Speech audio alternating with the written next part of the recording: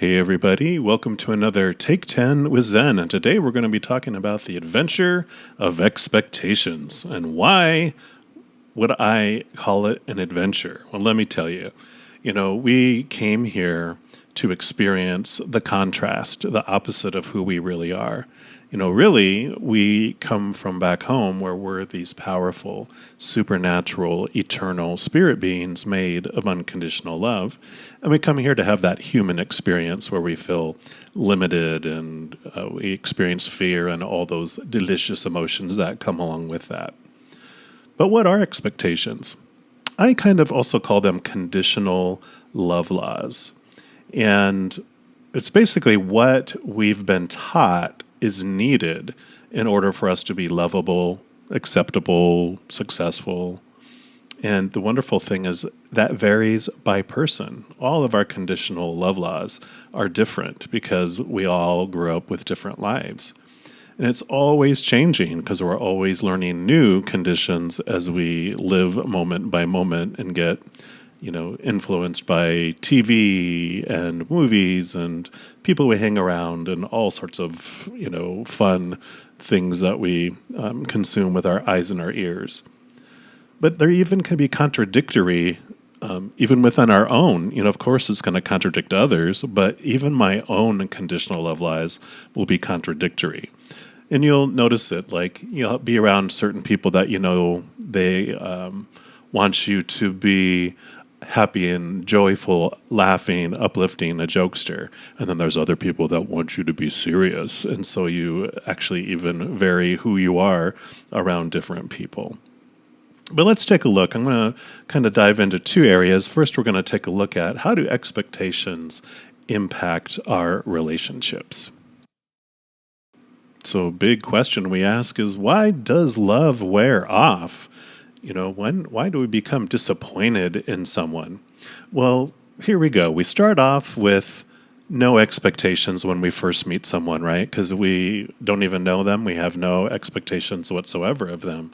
So when we meet someone, we're like, wow! And we're so grateful for who they are. We're just like, our socks are blown off, right? But the more time we spend with them, and we start to change our expectations of who they are, whether it's be a friend or even if it's romantical, where we start dating someone. And let's take that as an example. We start dating someone exclusively, so our expectations go a little higher and our gratitude becomes a little less. They're still pretty awesome, but just not as many exclamation points after wow. And then we continue to go on, and then maybe we get engaged, and we're like, oh, wow. So expectations rise a little more with that. And so that wow becomes less of a wow, and our gratitude becomes less and less. And then we plan the wedding date, and we're getting closer and closer, and those expectations are rising. And instead of gratitude, now it becomes, oh, thanks, and oh, that's nice, they're nice. And then, we get married, and they are just now meeting our expectations, and then it changes to, you'll do. But then expectations rise above who they were. And we're like, danger, danger. And we ask them, why did you change? And they never changed. It was just our expectations that changed about them.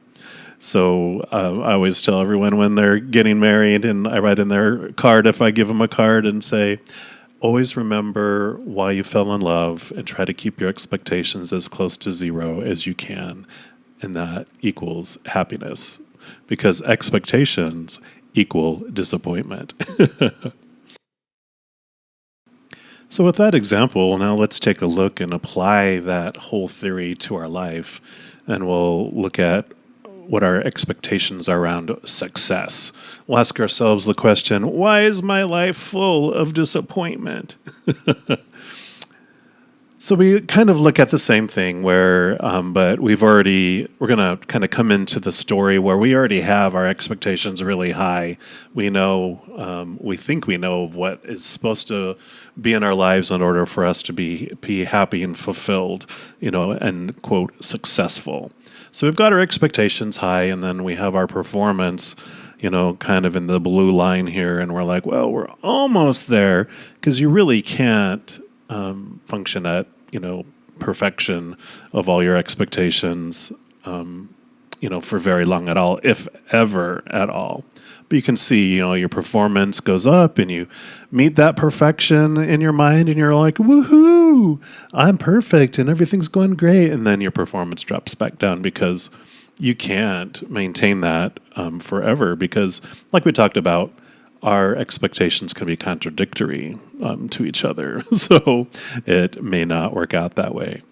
But so when our performance is low and our expectations are high and we have all that pressure on ourselves, we live a life of lack.